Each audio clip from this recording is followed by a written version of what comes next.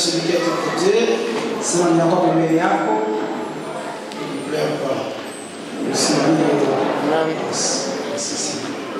Il nous a Uzaya nzambe. il est en malo Isaïe la main qu'elle.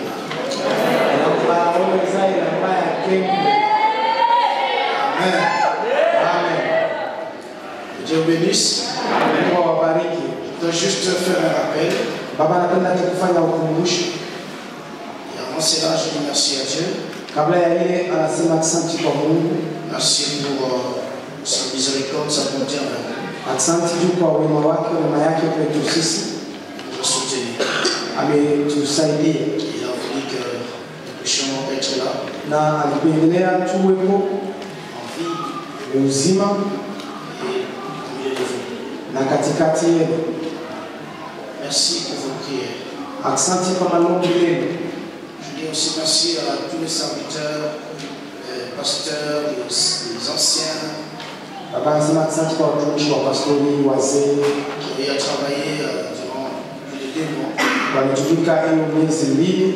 Voir Saint Peter, Mzee Peter, mama pastori, Saint Jean-Paul, Mzee Jean Paul, Pasteur Didier, Didier, Moïse, na ainsi de suite. Moïse na Ils nous ont vraiment bénis walitubariki sana seulement sur l'alliance. mafundisho juu ya agano. Moi j'ai été béni, je crois que c'est pareil pour vous aussi. Amen. Est-ce qu'on peut acclamer Dieu pour ça?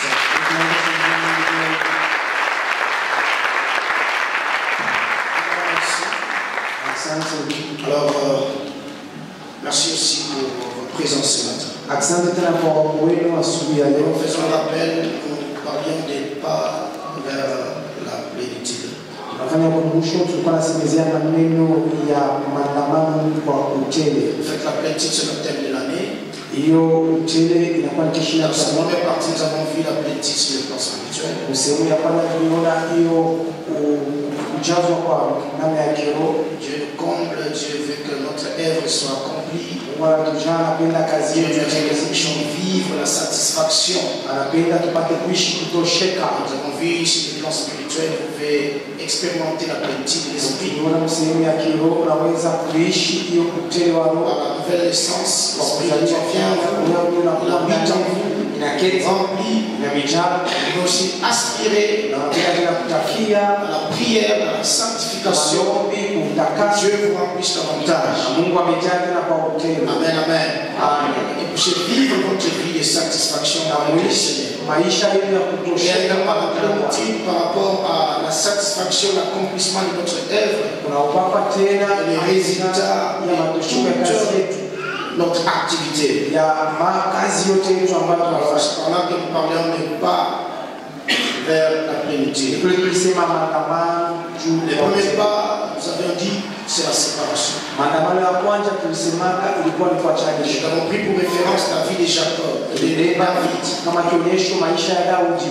David se retrouve dans les champs de bataille. Daudi akajikuta mshamba la vita. Avant les champs de bataille, je peux parler des camps des Israélites, des soldats. Ya shamba Engagé à la guerre. hiyo kambi ya askari wenye kutolewa kuvita. Alors, nous avions dit qu'il faut apprendre à se séparer des mauvaises personnes. Ni kule tulisema unapaswa kujifunza kuachana na De mambo mauvaises mabaya, habitudes, de mauvaises actions, hiyo matendo mabaya ainsi de suite. na ifuatayo. C'est un grand travail. Ni kazi kubwa. Ne t'engage pas ou n'ouvre pas ton cœur à n'importe qui. Usifungue ama usijitoe kwa mtu Tu wowote. ne mets pas dans l'alliance qu'on nous a parlé avec n'importe qui. Usijiweke mwagano pamoja na mtu Il wowote. faut apprendre à se séparer. Inapaswa kujifunza kuachanisha. Dieu même, pour travailler avec l'Église, a commencé à séparer l'Église du monde.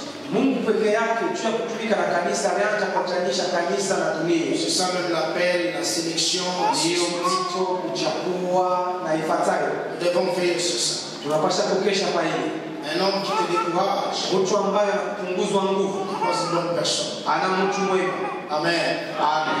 C'est vrai, même ceux-là qui nous combattent, Ni kweli hata wenyewe wanatukombanisha. d'emblée ne sont pas forcément de mauvaises personnes. Kifupi haya watu Parce que des fois, dans certains combats, certaines épreuves, ça ne donne pas nous les meilleurs de nous-mêmes. ukombe mwingine wanafikisha kwetu kisu wazuri wenyewe wenyewe. Mais c'est un grand danger que de continuer avec une personne qui te combat. Lakini ni hatari kubwa kuendelea na mtu T'acceptes pas. asikuichiki. Un jour, il finira par te laisser. Siku moja atafika kukaribu. Amen. Il faut apprendre de se séparer. Inapaswa kujifunza kuachana na Dieu soit loué. Amen. Et après la séparation, Na kisha kuachanisha. nous avons parlé de la connaissance Tulisema maneno ya ufahamu et la récompense. ya malipo Et aussi d'avoir les regards, les yeux fixés sur la récompense. na kuwa na macho yenye kukazisha kumalipo. Ça nous permet d'avancer. Inaturuhusu kuendelea. Ça nous permet de ne pas se laisser décourager. Inaturuhusu hiyo tusipunguzwe nguvu. Ça nous permet d'affronter l'ennemi. Hiyo inaturuhusu sisi tukue Et de tukijipanga voir au-delà de l'obstacle. na kuona zaidi ya mipaka. Jacob ou David plutôt savait Daudi alijua ce que c'était la récompense ile ilikuwa malipo qu'on devrait donner à celui qui tuerait Goliath. walipasha kupatia kwa ule alipasha kumua Goliathi. Ainsi qu'il s'est engagé avec son Dieu. Ni kwa maana alijitoa na Mungu wake Et il a rapporté la victoire. na akapata ushindi. Et il y a une semaine, dans ce Peter nous avait dit. Na kuna wiki mmoja mzee Peter alituambia L'alliance de Dieu pour David, agano la Mungu juu ya Daudi c'est aussi ton alliance. ni agano lako tena. Jésus étant le fils de David, Yesu mkuu mwana wa Daudi il vit en nous. anaishi ndani yetu. Donc, par Jésus, Kupitia Yesu bénéficions également des avantages de l'alliance de Dieu. tunafaidikia hiyo matokeo Tu ya peux dire Amen. Amen. Toi également, Nawe pia engage-toi ujitoe sans craindre le combat, bila sans craindre l'obstacle. bila kuogopa Et mipaka. ce que j'aime avec le Seigneur, Na napenda Bwana, notre récompense n'est pas seulement dans ce monde, malipo letu inapaka ya il y a une dunia. grande récompense au ciel. Kuna malipo kubwa C'est mbinguni. ça même l'image de la grande plénitude. Hiyo hata picha ya hiyo utele. Savoir que je vivrai Kujua kwamba nitaishi éternellement milele dans la joie du Seigneur. ufuraha ya Bwana. À ça, je peux dire Amen à ta place. Amen. La troisième des choses, Kitu cha tatu c'est l'adaptabilité. ni hiyo kuzoea kwa haraka. Tu dois t'adapter. Unapaswa kuzoea haraka. Parce que le monde change, bouge à tout moment. Dunia inabadilika na teka kwa kila muda. C'est pourquoi dans ton adaptabilité, tu dois associer ce que j'ai parlé de la flexibilité. Mkuzoea kwako unapaswa kuongeza, tunasema hiyo kuwa haraka. Et tu dois savoir quoi adapter. Na utajua ni kwa nini unazoea. À quoi plutôt t'adapter. Ni kwa nini kwao Tu dois savoir à quoi t'adopter. Qu'est-ce qu'il faut adopter aussi. unapaswa kujua ni nini unapaswa tena kukubali basi. Amen, amen. Amina. Parce que si tu t'adaptes mal, Kama unazoea mbaya, ça va aussi te détruire. yale itakuharibu tena. Alléluia. Amen. Sois flexible. Kuwa haraka. Persévère. Endelea. Trouve des stratégies Pokea mafundi pour t'en sortir dans telle ou telle autre situation. ya kuweza hiki au kile kitu fulani. Alléluia. Amen. Ne sois pas rigide. Wewe usikuwe mtu tu wa nguvu. Je vous donne l'exemple. Nipatia mfano. Depuis mon jeune âge, j'avais un rêve. Tokea ujana wa baba alipata ndoto. Et ce n'est que normal pour tout homme qui vit. Na inakuwa tu ya kweli kwa mtu wote anapoishi Il faut avoir un rêve. kupata ndoto. Alléluia. Amen. Et je vais ça. Namna ya majifunzo Sawa, kama ilikuwa tu J'ai déjà donné des témoignages hasa kulitaka hiyo. Quand vous venez dans ma chambre, vous verrez c'était écrit partout les termes, les mots, la médecine, etc. C'était vraiment une passion. Je rêvais de ça. Je suis arrivé à Lumbashi pour les études, Anafika hapa pa Lumbashi juu ya majifunzo. la médecine. Anaenda kwa masomo ya unganga. Mais je n'ai pas réussi. Lakini hakuweza. Pas réussi. Hakuweza. Moi, je suis venu de Kinshasa vers Lumbashi, j'avais 22 ans. Alifika hapa kutoka Kinshasa alikuwa na miaka 22. C'était en 94. Ilikuwa ni 1994 95, 96, c'était une année blanche à Lille. na 95 akukwe majifunzo kuhilo. Je suis arrivé au mois de juin de 94, mais je ne pouvais pas étudier. Anafika moja ya juin Au mois 94 de juin, tu vas faire quelles études de médecine ici? atashoma majifunzo kati. Déjà la mi-session. Ilikuwa ni mi-session. Parce qu'on avait déjà pris pour moi l'inscription. Ile walipasha kuandikishaka. J'ai appris seulement à aller pour me familiariser de l'université. Anaanza tu kwenda juu ya kuzoea university. 94, 95. Ilikuwa 94 Et j'ai participé à quelques interros. na alikuwa anafanya hiyo mashindano zingine. J'ai pas réussi. Alors je me disais, l'année qui suivrait, je vais bien étudier. C'était 95-96. Année blanche. Vous comprenez? Alors je vais étudier 96-97. La première session, j'ai échoué. Deuxième session, j'ai échoué. J'étais déjà plus âgé. Alors je me suis dit, qu'est-ce qu'il faut faire? J'ai prié.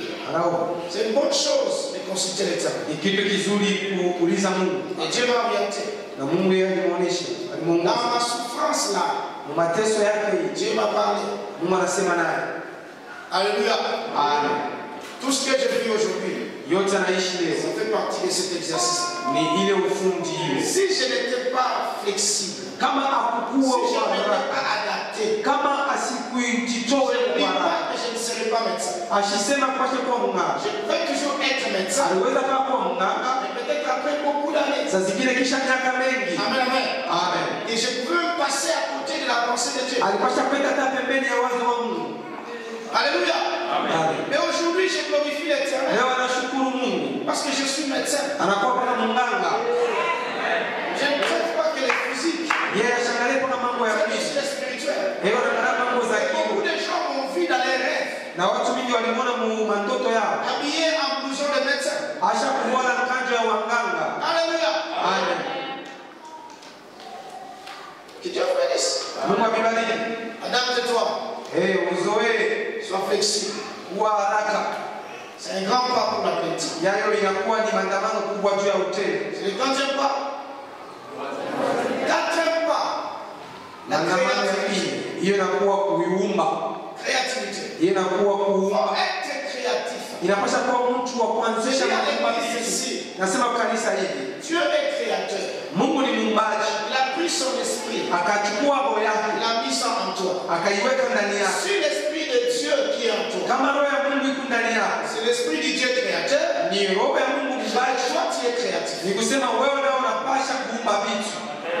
Ton amen m'étonne. L'homme a une capacité de créer des choses. Si Dieu appelle à l'existence des choses qui n'existent pas, connecté à Dieu, toi également, tu peux amener à l'existence des choses qui n'existent pas. L'église qui est construite ici, là où nous sommes bonnement assis, ça n'existe pas. C'est mieux. Posez la question à Papa Christian. Posez la question, je crois vous inviter. Posez la question à Papa Pasteur. Nous étions parmi les prédits à venir décider si on devait acheter ce terrain. Si tu n'as pas l'esprit de Dieu, tu ne vas pas accepter. C'était comme ce qu'on appelle les cabecha de ces quartiers.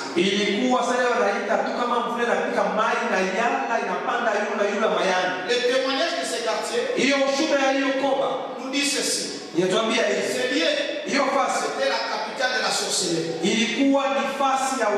Et aujourd'hui, à cause de l'esprit créatif, de ces gens que je vous ai cités, aujourd'hui vous êtes là.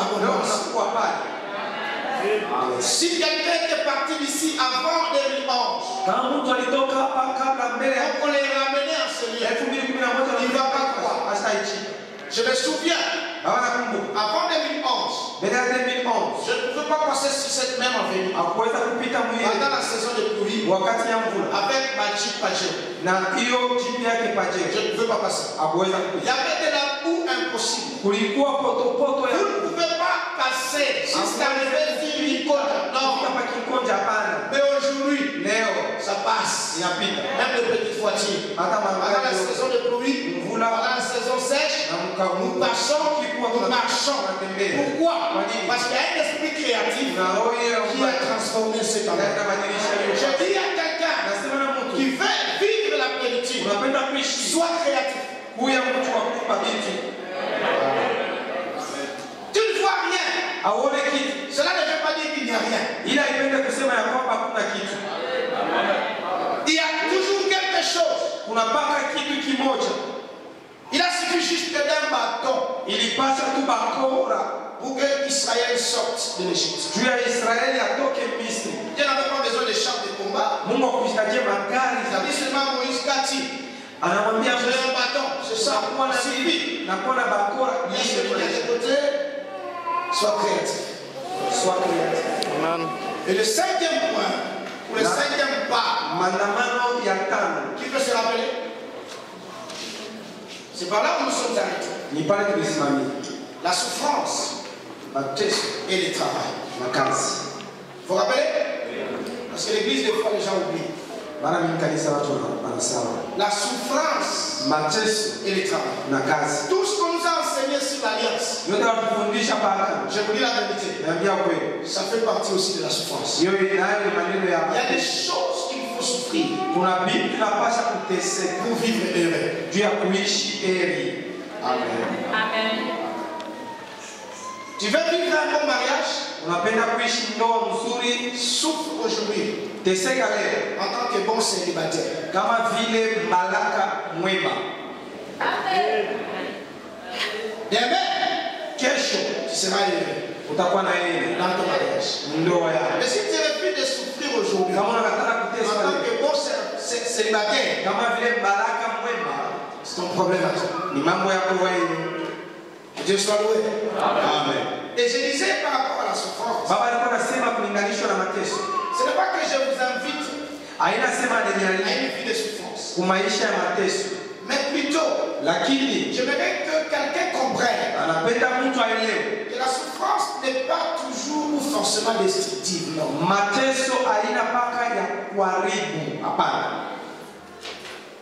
Et ne pense pas que pour ta vie atteindre la satisfaction, il faut forcément que les événements et les circonstances changent. Non.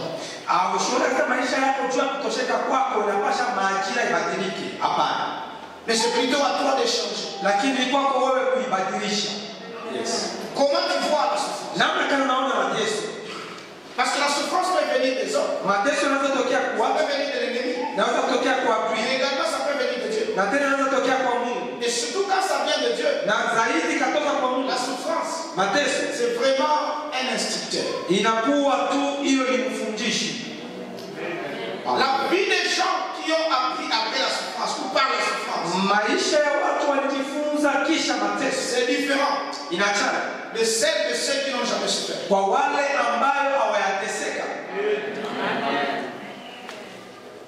dit à Timothée de souffrir comme un bon soldat.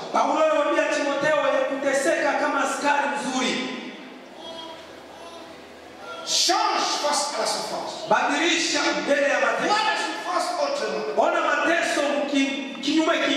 Persévère par rapport à la souffrance.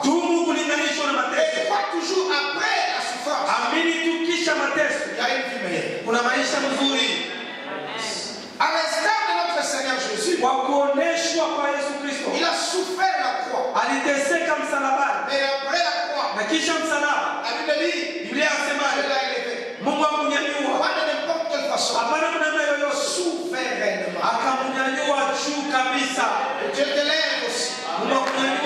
Tu supportes la souffrance. Tu supportes les points. Et Dieu te lève également.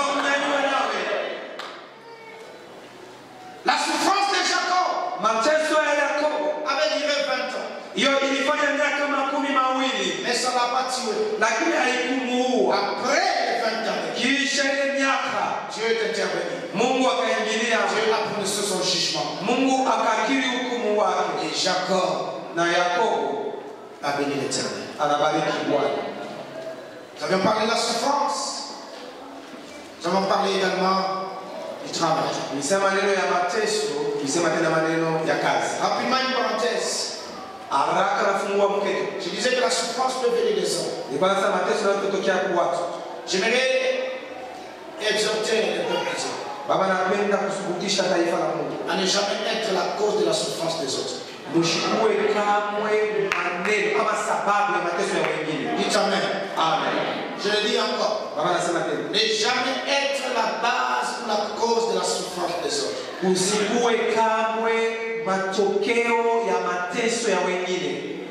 Olivier Sama, Que Dieu te bénisse. Ce n'est le temps de se lever pas beaucoup de toi. Je vois une liste définitive d'une sélection. Mais il y a 2 personnes dans ton cœur qui travaillent, qui s'engagent pour que comme on les a dans la liste. Wanafanya nguvu tu jina lako ishikwe pale pale karatasi. Parce que Baba sitapata majina. Parce que les personnes travaillent et influencent ton travail. Wale watu wawili wanatumika juu wanatumika nguvu sana mbele zungumza na ule mtendero wako wanasukuma kubaya. Et puis dans la terre si vous êtes très bien. Mungu anamuonesha baba unacheza kabungu mzuri sana. Je n'ai pas foi. Je te le dis clair. Baba anakuonesha waziwazi. Vous êtes très bien collègue ton ami. On dit mon ami. Unacheza mzuri. Il a fait la même. Moi je vois ce que Dieu me montre. Vous êtes plus que lui. Mungu anamuonesha sema weka Mungu yako unacheza. Alors maintenant il y a 2 personnes. Sasa kuna watu wawili qui ne veulent pas que tu brilles comme lui. Hawapende nawe utawale kama yeye. Mais nzambe ndio anatusaidia. Huyu Mungu Baba anatulisoma. Kama unamkamata. So quand la prière quand elle reçoit son message. Kama unaingia unaomba mpaka mimi nahubiri hapa. Ba moi ils aiment Miezi hiyo kama ushika kanisa. Kama unasema Alléluia.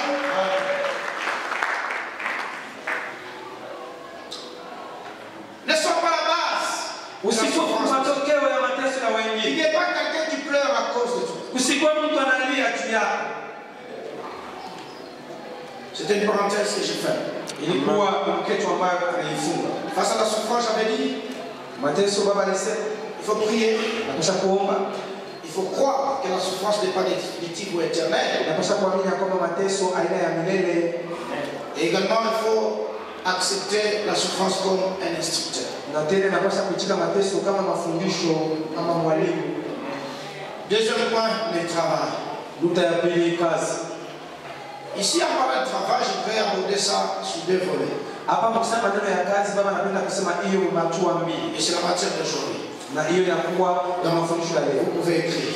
Ni kusema unaweza kuandika. Premièrement, kwa kwanza, le travail comme étant des services. Kazi hiyo kazi kama vile kazi. Et deuxièmement, le travail pour demander. Na ingine kazi kama hiyo tunatumika. Alors, comme service, kama vile hiyo kutumika, c'est une action de servir. Ni tendo la kutumika. Une action de s'acquitter de certains devoirs ou de certaines fonctions. Au hiyo matumikio zingine. Quelqu'un qui sert, mtu anatumikia, il a des devoirs. Ana mapasho et il doit s'en acquitter. Na anapasha kuitimiza. Quelqu'un qui sert, mtu anatumikia, il a une fonction. Ana kazi. Nous avons notre devise ici au Merfit. Tunakuwa hiyo na misemo letu huku ku Merfit. C'est servir.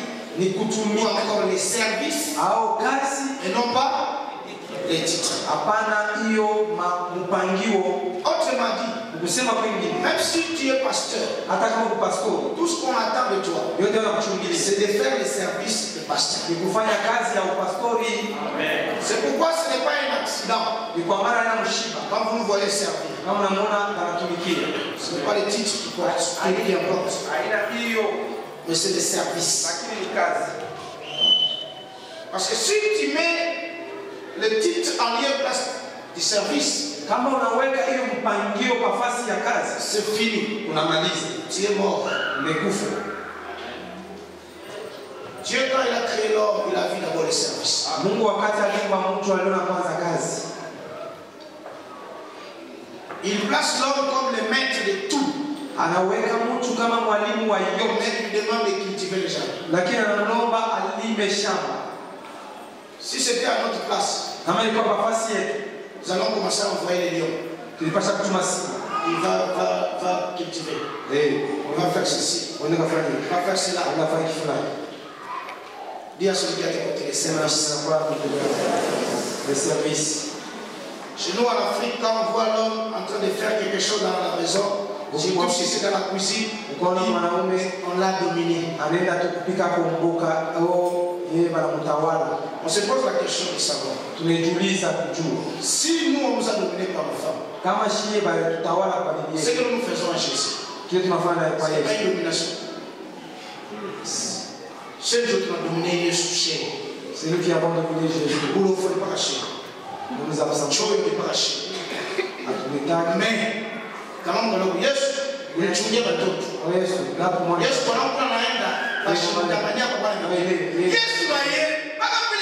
la service. Il fait. Il est quoi? Rappelle-toi de la maman. Mais comment on dit que maman comme Jésus est dominé de sa femme qui est l'église, c'est pas une domination. C'est l'esprit de service. Ça n'a rien à voir avec la tribu. Parce que vous pouvez me juger par rapport à votre tribu, ça c'est votre problème. Non, chez nous, il n'y a pas de chez nous.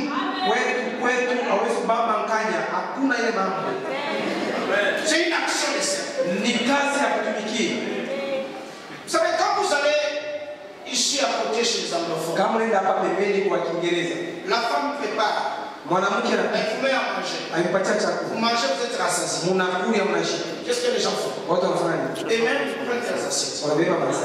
Et ils vont là-bas au béni. Mais c'est propre. Mais chez nous, il y a un piquet, il y a un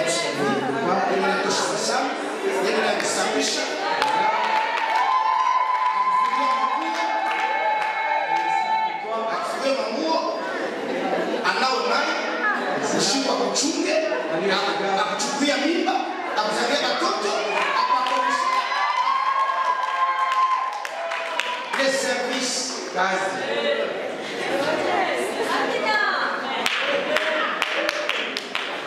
Dans Genèse 31, Jacob, il dit, j'ai été servi 14 ans pour tes deux filles. Nilikutumikia miaka 14 ya watoto yako wanawake wawili. 14 ans. 14 ya miaka. Qu'est-ce que Jacob a fait? Nini Yakobo alifanya? Il a mis à la disposition de Laban son nom. Anaweka kwa Labani mjomba lake ses capacités, mawezaji lake intellectuelles, hiyo ya technique, ya kimasomo, je ne sais pas physique ou quoi. Il a disposé ça à Laban. Aliweka kwa Labani. Déjà en Genèse, dans le livre de Genèse 29-14, c'est Laban qui sollicite à Jacob en lui disant, vas-tu me servir gratuitement parce que tu es mon parent? Je prends l'esprit du service. Lorsque on sait, on ne se met pas en tête les salaires.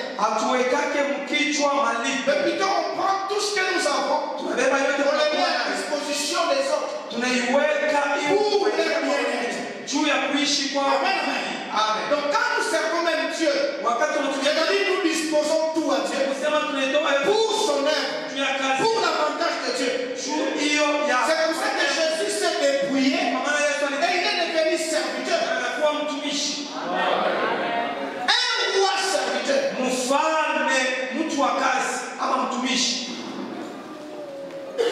Jacob est resté chez Laban un mois. Après le servir gratuitement. Son oncle constate ça. Il dit, parce que tu es mon parent, tu vas me servir gratuitement. Fixe-moi un salaire quand même. Alors Jacob va dire, je vais te servir pour acheter. Dis ok, vas-y. Il va servir 7 ans. Après les 7 ans, on donne par Rachel. On donne qui? Léa. Écoutez, Léa n'a pas. Léa n'est pas moche. Léa, non, mon sens c'est qui tu vas. Léa n'est pas mauvaise. Amen. Amen. Elle qui va. Amen.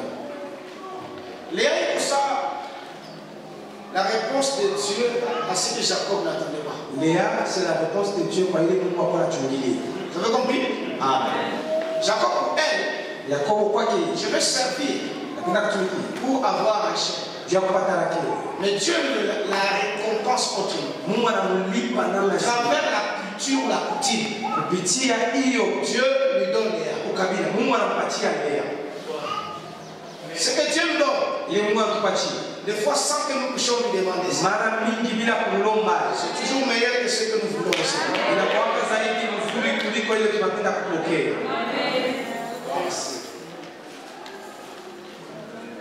Rapidement, j'explique. Tout ce que Jacob a eu de Rachel,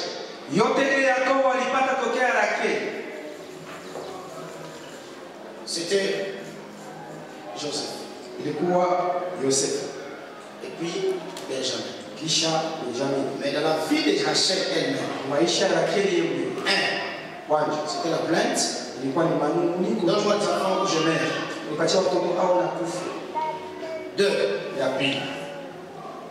Je ne sais pas si je peux appeler ça la dictée. Comme je n'ai pas d'enfant, va avec ma servante. C'est Rachel. C'était ce que Jacob voulait. Après, au moment où Rachel devrait être vraiment au sommet de la satisfaction pour Jacob, Rachel va mourir. Et comme si cela ne suffisait pas, l'enfant que Jacob croyait mort, c'est Joseph. C'est encore une fois l'enfant de Rachel. Et quand Pharaon demande à Jacob sur le jour de sa vie,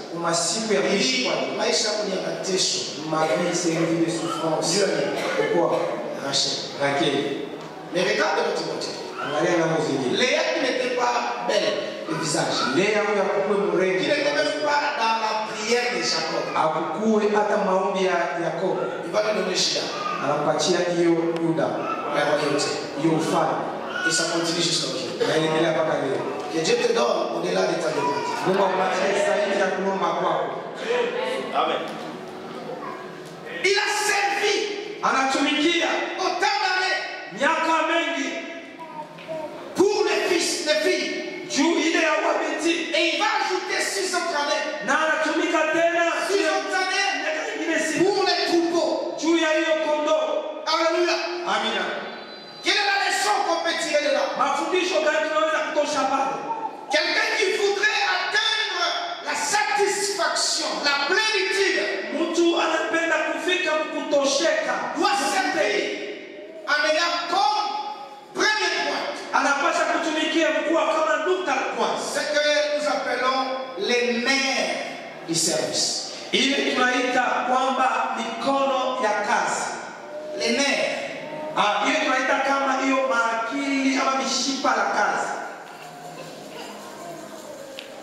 C'est l'amour qui est le nerf du service. Autrement dit, il faut aimer pour servir.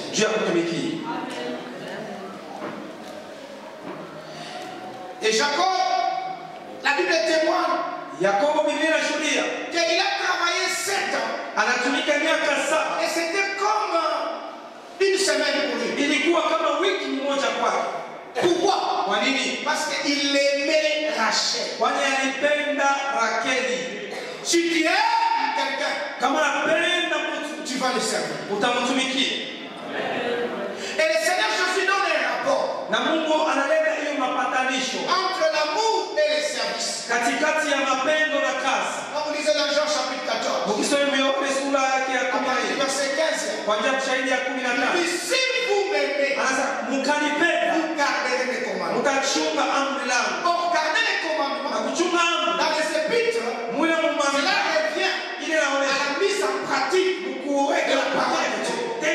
Autrement dit, servir le Seigneur. Tu ne peux pas servir correctement si tu n'aimes pas.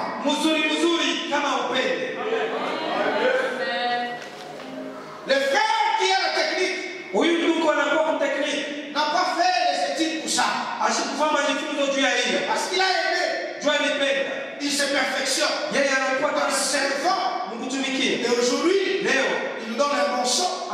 nous apprécions. C'est une satisfaction et pour lui, et pour Dieu, et pour nous. Tu peux venir aujourd'hui, tu dis non, c'était une bonne musique. Parce qu'il y a quelqu'un qui a bien réglé le son.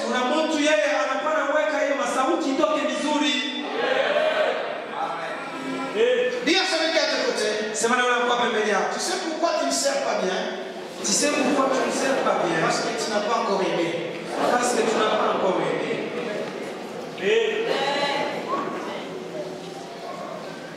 Surtout nous les hommes, les maris, nous aimons beaucoup nos femmes que nous les servons tellement bien.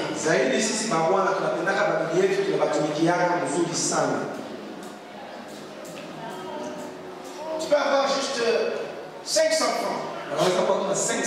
Tu as faim. Si tu aimes la femme, tu ne peux pas manger. Mais j'aime seulement marcher.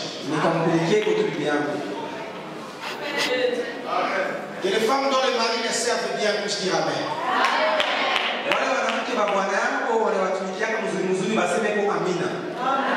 Si tu es encore dans la dimension de la souffrance, ne pleure pas. Ça va changer, ça va venir. L'année est là.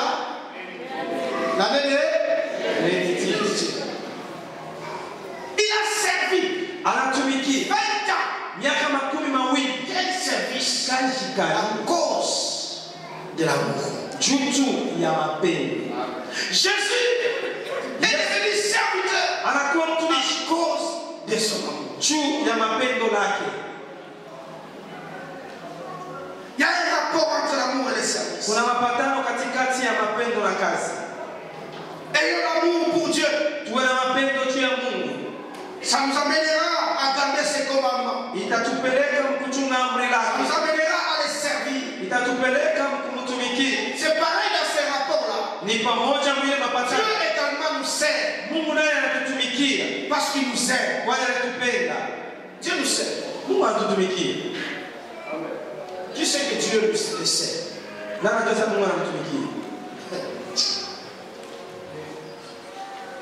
Il est sommeil.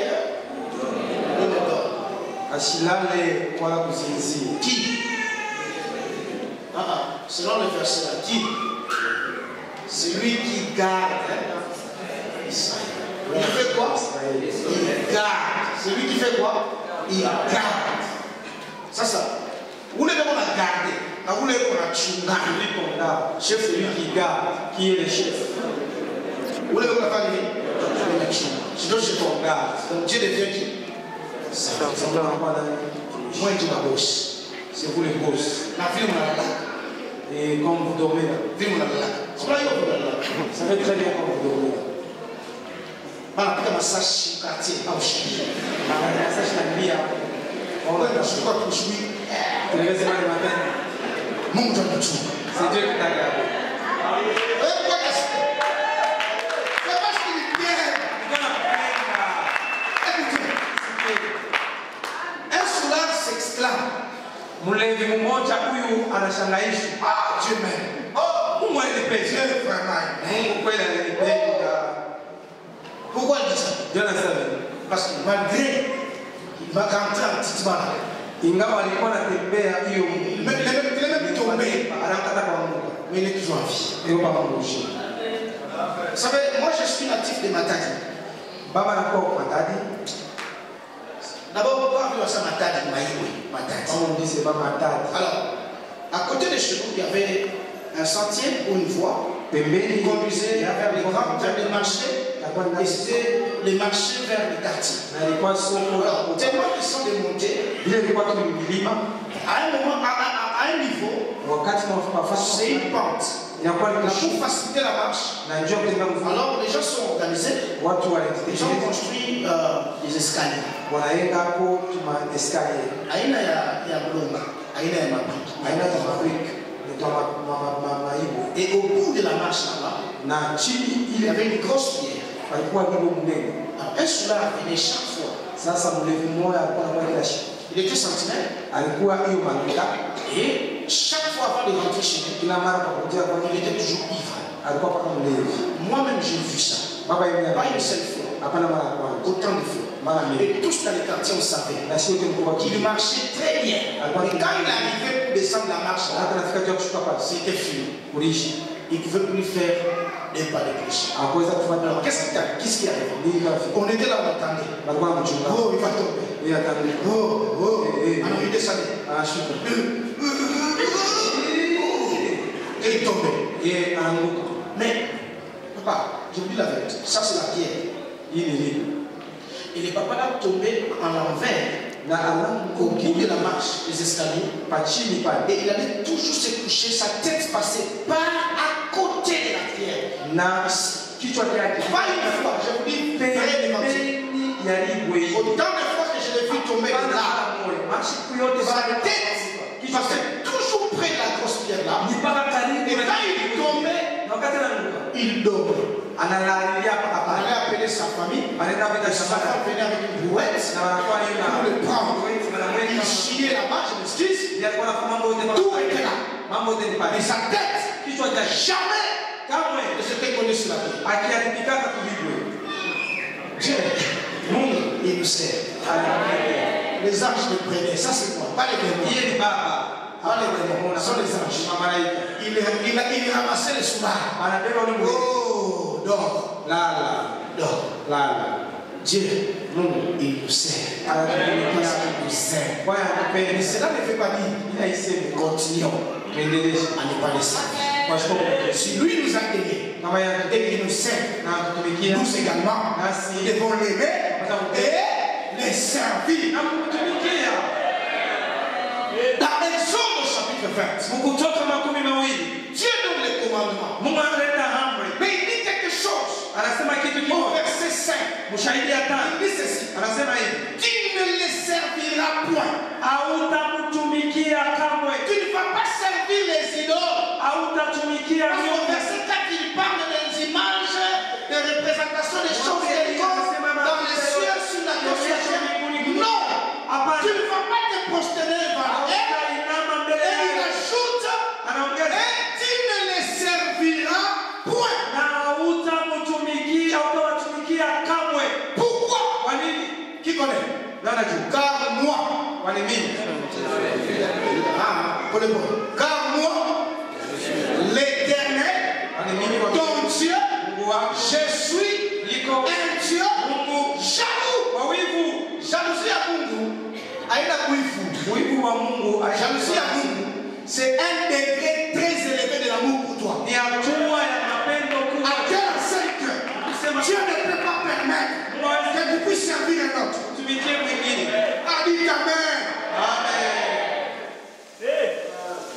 Dieu m'aime. Mon Dieu m'aime. Comme il a aimé Jésus. Tel que tu es là, Dieu t'aime. Mais ce que Dieu te demande, c'est de les servir. Lui et lui seul. Jacob a servi là-bas.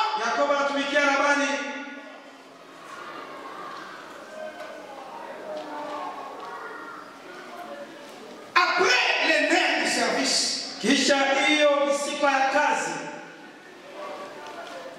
laissez-moi parler de l'inspiration du service.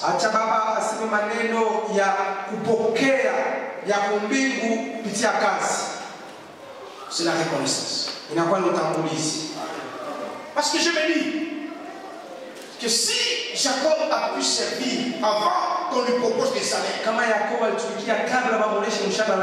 c'est tout simplement parce qu'il savait que j'étais fugitif. Fugitif, mais là-bas, m'a ressuscité, m'a donné un tour. Et même s'il lui faisait des injustices, Jacob pouvait que les servir. Il dit, mais vite. Il est injuste envers moi. Il a beaucoup fait pour moi. Je sais. Amen. La reconnaissance. Vous avez peut-être, aide-moi à lire le psaume 116, le 12e verset. Dis à celui qui a tes côtés pendant qu'on tourne le passage, soyons reconnaissants en vérité. Soyons reconnaissants envers les familles. Dis aux mariés, soyons reconnaissants envers nos partenaires. Tu leur as dit ça? Le marié? Si tu as agi avec les mariés, oh, que Dieu accorde le mariage. Parce que les cas là, nous arrêtons ma Psaume 116, les plus intéressants. Psaume 116, les 12e versets, ils sont pour la gloire de Dieu. Comment rendrai-je à l'Éternel tous ses bienfaits envers moi? Comment rendrai-je à l'Éternel tous ses bienfaits envers moi? La suite dit quoi? J'élèverai la coupe de délivrance. Je vais lever la coupe de délivrance. Et j'invoquerai le nom de l'Éternel. Je vais l'invoquer. La suite dit encore quoi? J'accomplirai mes vœux envers l'Éternel. Je vais accomplir mes vœux envers l'Éternel. En présence de tout son peuple. En présence de tout son peuple. Tout ça en reconnaissance de ce Dieu. La suite dit quoi? Et là, tu pries aux yeux de l'Éternel la mort de ceux qui l'aiment. Écoute-moi, ô Éternel. Écoute-moi, ô Éternel. C'est un homme qui parle, l'Éternel. Écoute-moi, ô Éternel. Car je suis ton serviteur. Je suis ton serviteur. Ton serviteur. Oui. Fils de ta servante. Oui. Tu as détaché mes liens. Je t'offrirai un sacrifice d'action de grâce. Je vais t'offrir un sacrifice d'action de grâce. Et j'invoquerai le nom de l'Éternel. Et je vais invoquer le nom de l'Éternel. Qu'est-ce que je dois faire? Je ne peux que les servir. Vous allez me dire quel est le rapport entre les services et la plénitude? Bien, mais il n'y a aucune satisfaction de la vie de ce mort. Sinon, la vie de service pour les serviteurs. Posez la question à tous ceux qui ont servi les mondes. Ils n'ont rien. Rien obtenu. Sinon la désolation. Mais la mort de ceux que Dieu aime, c'est même un gain. C'est pourquoi je refuse d'être hors service. Et un pasteur m'avait beaucoup aidé. Il m'a dit ceci, fils, dans le ministère, dans la relation avec Dieu, refuse d'être rouillé. Il faut plutôt être ruiné ou isé. Lakini inapasha kuwa mwenye kupondeo. C'est normal. Ruiné, c'est-à-dire on n'utilise pas. Et il est ruiné. Mais quand on est ruiné, on est isé. C'est-à-dire, on utilise ça. Dieu a amortissement total. Dieu aussi a gain. C'est pourquoi vous voyez, même quand on est malade, on dit non, nous préférons mourir en servant l'Éternel que d'être hors service. Il y a celui qui a été côté, ne sois pas hors service.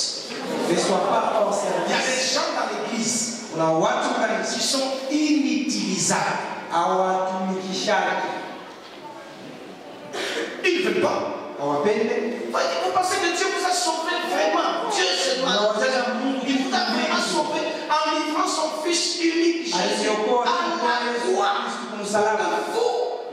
Vous puissiez réellement être là comme ça.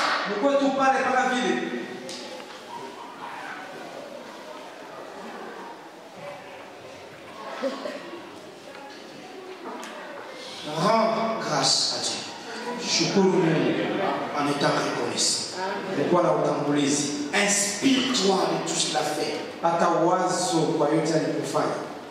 Reconnais-lui. Reconnais toutes ses grâces. Reconnais ses dons, ses talents. Il a placé en toi. Être reconnaissant envers l'Éternel, même pour ton épouse, même pour ton mari.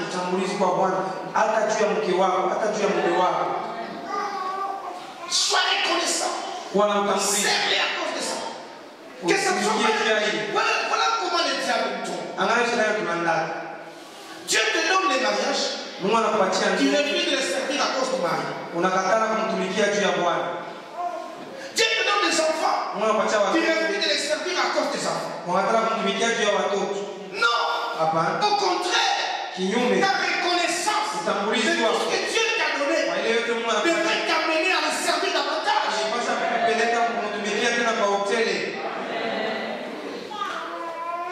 Il a servi. Jacob était là. Il a servi. Motivé par l'amour. Inspiré par la reconnaissance. Il a travaillé. 20 ans après, le jugement de Dieu est venu. Dieu a vu les services. Lisons-nous ça. Genèse 31, le verset 41. Genèse 31, 41, 42, nous lisons au nom de Jésus. Amen. Voilà 20 ans que j'ai passé dans ta maison. Je t'ai servi 14 ans pour tes 2 filles et 6 ans pour ton troupeau, et tu as changé 10 fois mon salaire. Si je n'eusse pas eu pour moi les dieux de mon père, les dieux d'Abraham, celui qui craint Isaac, tu m'aurais maintenant renvoyé à vie. Mais Dieu a vu ma souffrance, la souffrance et le travail de mes mains. Et hier, il a prononcé son jugement. Amen. Vous savez, les mêmes Jacob, quand vous allez au chapitre 32, il dit ceci à Dieu. Je suis trop petit pour tout ce que j'ai, que tu m'as donné. Il dit, j'ai traversé ce Jourdain rien qu'avec moi, mon bâton.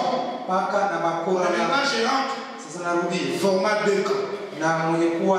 Quelle plénitude. Je vois quelqu'un que Dieu peut élever en partant juste d'un bâton, d'un rien. Mais que tu rentres dans la plénitude à cause de ton service. À cause de ton service. Je ne cesserai de donner ce témoignage. Je suis venu rien qu'avec une valise dans laquelle il y avait des cassettes audio, des bandes cassettes plutôt audio, avec quelques livres, pas d'habits. Les gens de déchets ont exigé d'ouvrir ma valise parce que je n'avais pas. Ils ont insisté et ils ont ouvert ma valise. Tous. J'avais les souvenirs, c'est comme si c'était maintenant. Ils se sont mis à rire parce qu'il n'y avait rien. Mais j'ai toujours dit, si vous commettez l'erreur de me renvoyer d'ici, je ne rentre pas. J'avais loué les cargos. Ça ne va pas suffire de transporter ce que Dieu m'a donné. Le secret, c'est le service. Il est là. Elle est là. On n'avait rien. On n'était rien. Mais le service. Et l'apôtre répondit, travaillant de mieux en mieux, sachant que votre œuvre dans le Seigneur ne sera jamais faite. Je ne t'invite pas à servir Dieu pour qu'il te paye, mais à cause de la reconnaissance de ce que Dieu fait pour toi.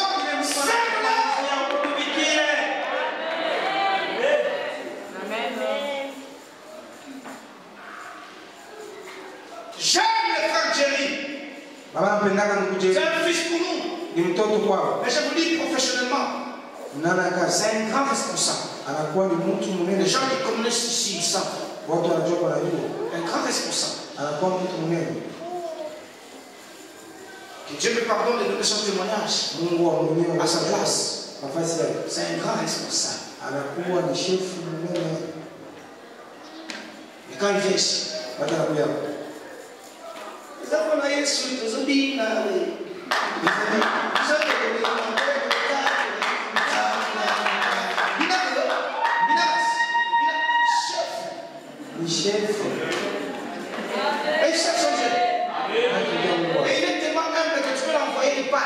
na anakuwa wa kujishusha hizo mtuma neno. Lui c'est le chef. Lui. Vous évitez. Lui c'est le chef. Allez-y, là au travail. Allez-y. Vous allez voir le compte d'un chef.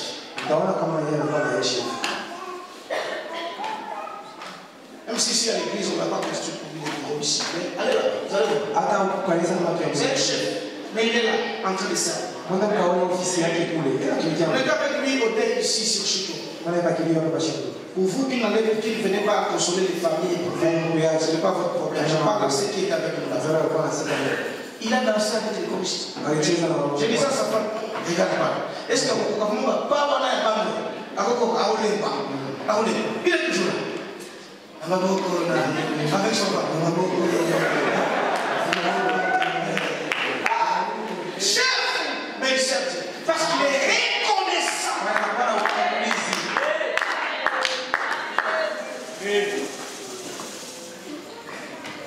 Là, tu veux se m'amener de plénitude. Je veux la plénitude. Seigneur, la plénitude. Seigneur, la plénitude. Seigneur, la plénitude. Seigneur, la plénitude. Dieu aussi, donne l'espace. Ouvre-toi. Je vais te remplir. La plénitude. La plénitude. C'est Dieu. Vive la plénitude.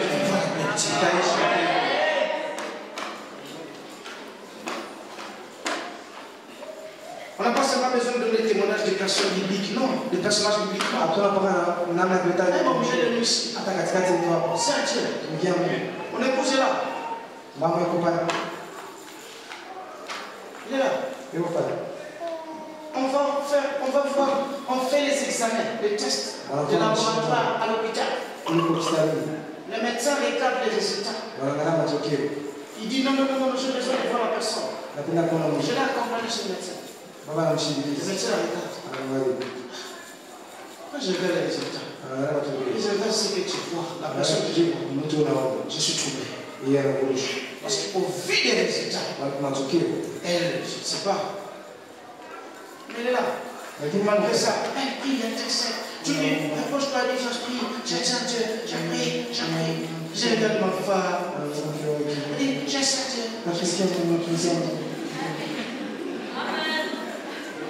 Elle est reconnaissante. Il y a quelques années, elle n'avait rien. Alors je viens de sortir. Tant pis pour les résultats. Il faut croire que Dieu le guérit. Pourquoi?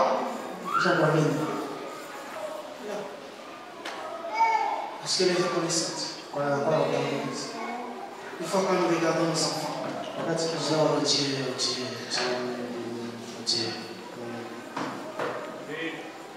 Je vous ai dit il y a quelque temps que j'avais un besoin de plus ou moins $10 000, n'est-ce pas?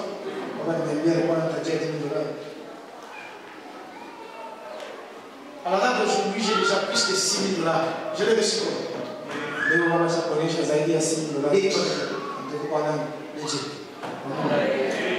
Vous voulez que je vous explique? Il faut augmenter votre foi. Dieu utilise des voix qui vous comprennent.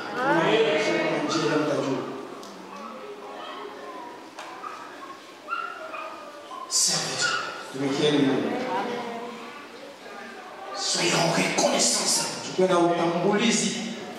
Quand tu regardes tes frères, même ta famille, tu regardes ta maman, tu regardes ton oncle, oh Dieu, Dieu la vie. Je ne peux que te servir. Osons ça là sans effort. Tu mérites de dire ça. Quelqu'un pense à toi. Tu sais quoi? Je te livre le secret. Viens me voir. Avec maman. Je compte donner un frère. Non, c'est quoi? Non, donne-moi. Mais quand il est là, voilà. Sois reconnaissant, petit. C'est Dieu. Ne fais pas la répétition. Je ne vais pas.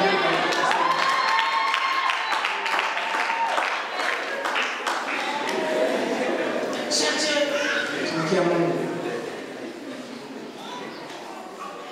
Tu devais tout constater au travail. Numéro matricule. Ainsi de suite. Mais c'est Dieu.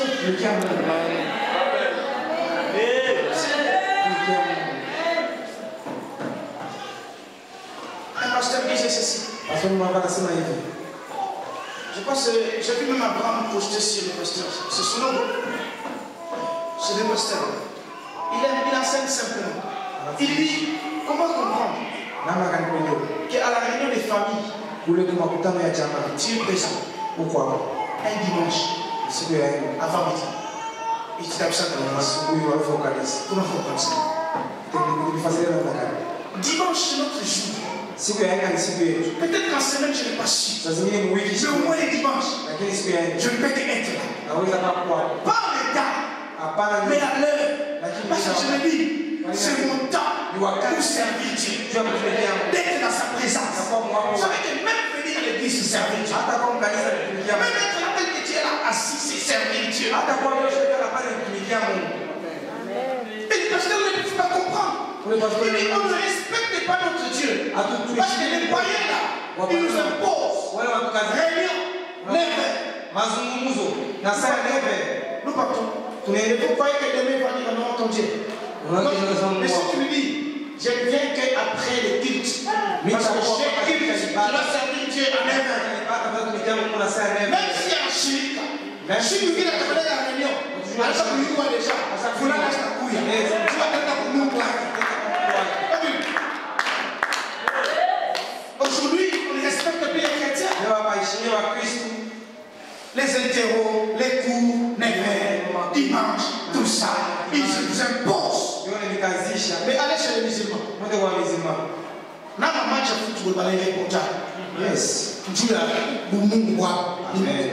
spectacle. Mais pas chrétien. Nous sommes nombreux. Mais on nous impose des choses parce qu'on ne sert pas Dieu. On a des entreprises. Mais qui ne servent pas Dieu. Mais les patrons, c'est un chrétien. Ça ne s'explique pas. On n'est pas reconnaissant.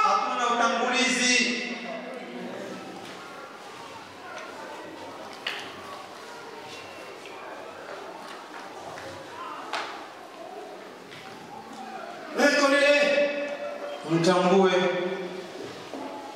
L'inspiration du service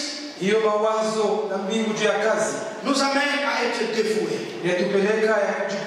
pour Dieu et pour les autres. Un homme qui est dévoué pour les autres, il travaille pour élever les autres. Tout ce que Jacob a fait, il a fait pour le bien-être aussi de Rachel. Il pouvait se fatiguer. Il dit non, 7 ans ça suffit. Léa, comme j'ai déjà dit, c'est une femme, ça suffit. Mais il a continué à servir. Il a le souci de relever Rachel. Sois dévoué aussi pour les autres. Vous savez, il y a des choses que Dieu a placées en tout chacun de nous. Ce n'est pas pour nous, c'est pour les autres. Est-ce que quelqu'un a compris ça? Amen. Dieu dit à Abraham qu'il fera de lui une source de quoi? De bénédiction. Qui croit que l'alliance d'Abraham s'accomplit en Jésus-Christ dans notre vie? Amen. C'est-à-dire toi aussi tu es une source de bénédiction. Maintenant, est-ce que la source se suffit à elle-même? Non. La source est source. Parce que les gens ont visionné les ruisseaux, les lacs, les rivières, les fleuves, les océans. C'est pourquoi la source existe. Donc il y a des choses que Dieu met en nous, en chacun de nous. Si ce n'est même pas pour nous-mêmes, c'est pour les autres. Vie aussi, il faut élever les autres. Jésus s'est sanctifié pour nous. Nous aussi nous apprenons à nous sanctifier pour vous.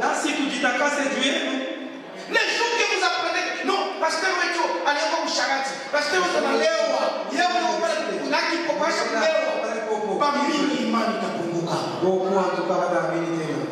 mais si nous servons Dieu avec un tremblement, c'est aussi pour élever vos vies, non? Nous gênons pour vous. Nous n'aurons pas d'effort pour vous. Et lorsque Dieu fait ces choses-là, qu'est-ce qu'il faut être reconnaissant. Dis à celui qui a été côté, sois dévoué aussi pour moi.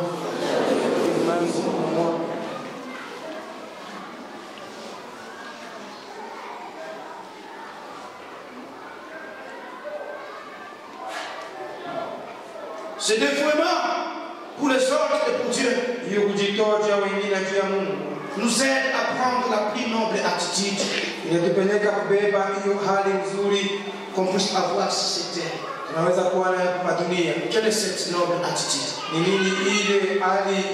C'est être identifié à Jésus pour le salut de l'humanité. Je me demande, vous écoutez, là-bas on fait des fils, non? On fait des fils. Mais avant l'apport de Jacob, là-bas on n'avait pas la richesse de la vie.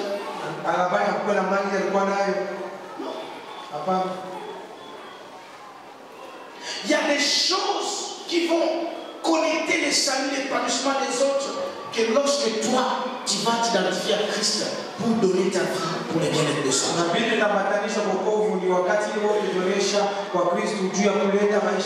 gens ne croiront pas à ton Dieu d'amour.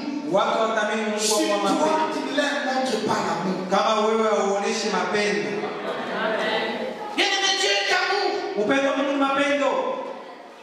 Tu vas la regarder. Il te regarde comme ça. Moi, je suis mature. Non, non, toi, tu m'as pas dans le ciel. Il te montre tout quoi. J'ai envoyé ma fois chez toi. Tu as dit à Paulo, tu as une carte, tu as dit à mes louis. Non, c'est bon. Moi, je te l'attends. Tu as refusé. Maintenant, les dieux d'amour, c'est lequel? Moi, on m'appelle Identifie-toi à Christ. Les services dévoués pour Dieu, mais aussi pour les autres. Ça t'amène à avoir l'attitude de Dieu. À être comme Christ. Pour le salut de l'humanité.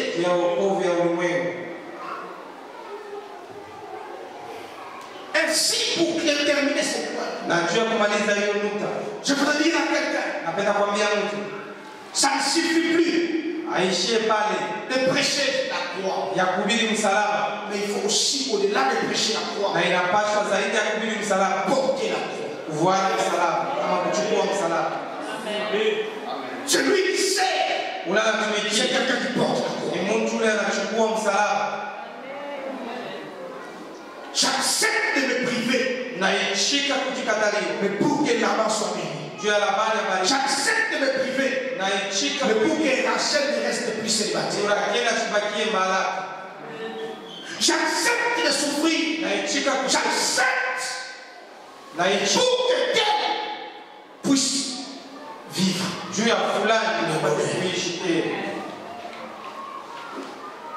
Une parenthèse, c'est une question. Je termine par là. Quand tu donnes de l'argent,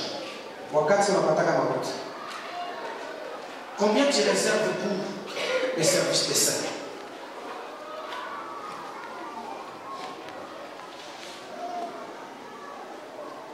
Vous savez, il y a des gens qui pensent que quand ils donnent la Bible, ça se fait. Je vais dire à quelqu'un, nous devons servir Dieu avec notre argent. Amen. La Bible ne suffit pas. D'ailleurs, la Bible ne t'appartient pas. La Bible appartient à Dieu. Dis-lui ça. Dis-lui, la Bible appartient à Dieu. Je te prouve ça. Celui qui ne paye pas sa Bible, il vole Dieu. Si ça n'appartient pas à Dieu, si ça n'appartenait pas à Dieu, pourquoi on parle de voler la Dieu? On ne vole que ce qui est à Dieu. La Bible est appartient. Donc dans ce que Dieu te donne, ne dis jamais, j'ai déjà donné la Bible. Non, c'est à Dieu. Maintenant dans ce qui te reste, c'est là où on va voir les services. Combien tu réserves pour les services des saints? Combien tu réserves pour les orphelins? Parce que j'ai enseigné sur ça. Combien tu réserves? Même pour l'État. Vous savez que nous pouvons nous servir notre État. Un bon citoyen sert même l'État. En payant des taxes. On a déjà enseigné ça, c'est toutes ces choses ici. Dans ce que nous avons, combien nous payons pour les services? Nous voulons vivre la plénitude. Seulement il est l'esprit de service. Je bénis Dieu pour tous nos fils qui sont ici, toutes nos filles qui sont ici, qui ont compris les choses, qui vont jusqu'à même à nous habiller. Que Dieu les bénisse. Vous savez, je me retrouve des fois, je m'excuse, sans peut-être parler de ce qui est intime. Chaussures, chaussettes, pantalons, chemises, costumes, tout. Même quand on me coiffe là, je ne paye pas. C'est à cause de votre service.